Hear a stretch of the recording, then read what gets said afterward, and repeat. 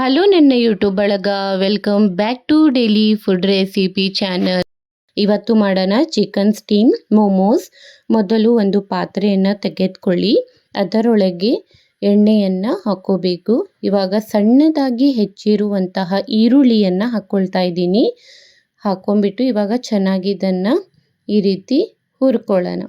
ಈ ರೀತಿ ಚೆನ್ನಾಗಿ ರೋಸ್ಟ್ ಮಾಡಿ ಇದಕ್ಕೆ ಇವಾಗ ರುಚಿಗೆ ತಕ್ಕಷ್ಟು ಉಪ್ಪನ್ನು ಸೇರಿಸ್ಕೊಳ್ತಾ ಇದ್ದೀನಿ. ಇದನ್ನು ಮತ್ತೆ ಮಿಕ್ಸ್ ಮಾಡಿ ಈರುಳ್ಳಿ ಮೃದು ಆಗಬೇಕು. ಈರುಳ್ಳಿ ಮೃದು ಆದ ನಂತರ ಇದರಲ್ಲಿ ಜಿಂಜರ್ ಗಾರ್ಲಿಕ್ ಪೇಸ್ಟ್ ಅಂದರೆ ಶುಂಠಿ ಬೆಳ್ಳುಳ್ಳಿ ಪೇಸ್ಟನ್ನು ಸೇರಿಸ್ತಾ ಇದ್ದೀನಿ. ನೀವು ಬೇಕು ಅಂತಂದರೆ ಸಣ್ಣದಾಗಿ ಹೆಚ್ಚಿರುವಂತಹ ಶುಂಠಿ ಬೆಳ್ಳುಳ್ಳಿಯನ್ನು ಕಟ್ ಮಾಡಿ ಹಾಕ್ಕೋಬೋದು. ಇಲ್ಲಿ ಇವಾಗ ಹಸಿ ಮೆಣಸಿನ್ಕಾಯಿ ಪೇಸ್ಟನ್ನು ಬಳಸ್ತಾ ಇದ್ದೀನಿ ನಾನು. ನೀವು ಖಾರ ಎಷ್ಟು ತಿಂತೀರಾ ಅದನ್ನು ನೋಡಿ ಹಾಕ್ಕೊಳ್ಳಿ. ಯಾವತ್ತೂ ಚಿಕನ್ ಮೋಮೋಸ್ ಸ್ವಲ್ಪ ಖಾರ ಖಾರ ಇರಬೇಕು, ಅಂದರೆ ಚೆನ್ನಾಗಿ ಟೇಸ್ಟ್ ಬರುತ್ತೆ. ಇವಾಗ ಸಣ್ಣದಾಗಿ ಕಟ್ ಮಾಡಿರುವಂತಹ ಬೋನ್ಲೆಸ್ ಚಿಕನನ್ನು ಇದಕ್ಕೆ ಸೇರಿಸ್ತಾ ಇದ್ದೀನಿ. ಒಂದು ವೇಳೆ ನಿಮಗೆ ಕಟ್ ಮಾಡಲಿಕ್ಕೆ ಆಗಲ್ಲ ಅಂತ ಅಂದರೆ ಮಿಕ್ಸಿ ಜಾರಲ್ಲಿ ಬೋನ್ಲೆಸ್ ಚಿಕನನ್ನು ಸಣ್ಣ ಪೀಸಾಗಿ ಮಾಡಿ ಹಾಕ್ಕೊಂಬಿಟ್ಟು ಒಂದು ಸಲ ಆನ್ ಮಾಡಿ ಆಫ್ ಮಾಡಿದ್ರೆ ಈ ರೀತಿ ಸಣ್ಣದಾಗಿ ಕಟ್ಟಾಗಿ ಬರುತ್ತೆ. ಸೊ ಅದನ್ನು ಇವಾಗ ಸೇರಿಸಿ ಚೆನ್ನಾಗಿ ಮಿಕ್ಸ್ ಮಾಡಿ ಕ್ಲೋಸ್ ಮಾಡಿಬಿಟ್ಟು ಸಣ್ಣ ಉರಿಯಲ್ಲಿ ಚಿಕನ್ ಬೇಯೋವರೆಗೆ ಬೇಯಿಸ್ಕೋಬೇಕು. ಈ ರೀತಿ ಗಟ್ಟಿ ಇರಬೇಕು, ಯಾವುದೇ ರೀತಿ ನೀರೇನು ಹಾಕೋಕ್ಕೆ ಹೋಗಬೇಡಿ.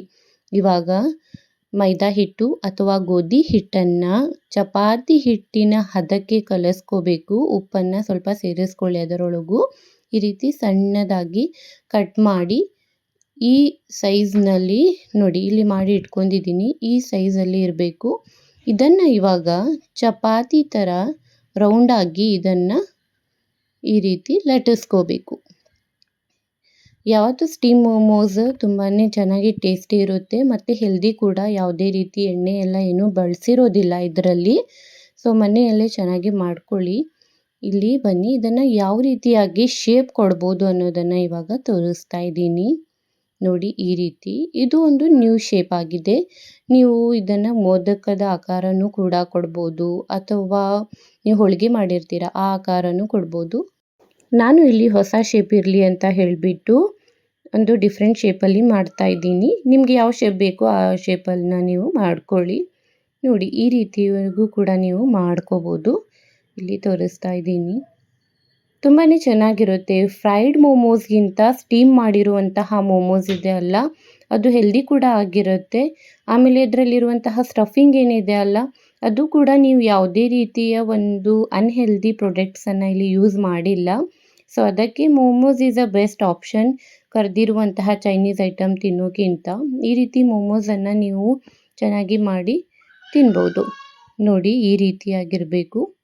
ಈ ರೀತಿ ಶೇಪ್ ಕೊಟ್ಟಿದ್ದೀನಿ. ಇವಾಗ ಒಂದು ಪಾತ್ರೆ ತೆಗೆದುಕೊಳ್ಳಿ. ನೀವು ಅನ್ಕೋಬೋದು ಏನಿದು ಪಾತ್ರೆ ಯಾವ ರೀತಿ ಕಲರ್ ಆಗಿದೆ ಅಂತ. ಇಲ್ಲ, ನಾನು ಯೂಶ್ವಲಿ ಮೋಮೋಸನ್ನು ಇದರಲ್ಲೇ ಮಾಡ್ತೀನಿ. ಯಾಕಂದರೆ ನೀವು ನೀರು ಹಾಕಿ ಕುದಿಸಿದ್ರೆ ಯಾವುದೇ ಈ ರೀತಿಯ ಒಂದು ಪಾತ್ರೆ ಅದು ಕಪ್ಪಾಗುತ್ತೆ. ಸೊ ಅದಕ್ಕೆ ನಾನು ಒಂದೇ ಪಾತ್ರೆ ಇದನ್ನು ಮಾಡ್ಕೊಂಡಿದ್ದೀನಿ. ಇದರ ಮೇಲೆ ಈ ರೀತಿ ಇರುವಂತಹ ಒಂದು ಪಾತ್ರೆ ಇಟ್ಕೊಂಡು ಅದರೊಳಗೆ ಮೋಮೋಸ್ ಇಟ್ಟು ಸ್ಟೀಮ್ ಮಾಡ್ಕೋಬೇಕು. ನೋಡಿ, ಇದು ಚೆನ್ನಾಗಿ ಸ್ಟೀಮ್ ಆದ ನಂತರ ಈ ರೀತಿಯಾಗಿ ಕಾಣುತ್ತೆ. ಸೊ ಈ ರೀತಿ ಈಗ ಸ್ಟೀಮ್ ಆಗಿದೆ ಇದನ್ನು ಇವಾಗ ಸರ್ವ್ ಮಾಡ್ಕೊಳ್ಳೋಣ. ಸೊ ಇದನ್ನು ನಾನು ಮೋಮೋಸ್, ಚಟ್ನಿ, ಮೇಯೋನೀಸ್ ಜೊತೆ ಇದನ್ನು ನೀವು ಸರ್ವ್ ಮಾಡ್ಕೋಬೋದು.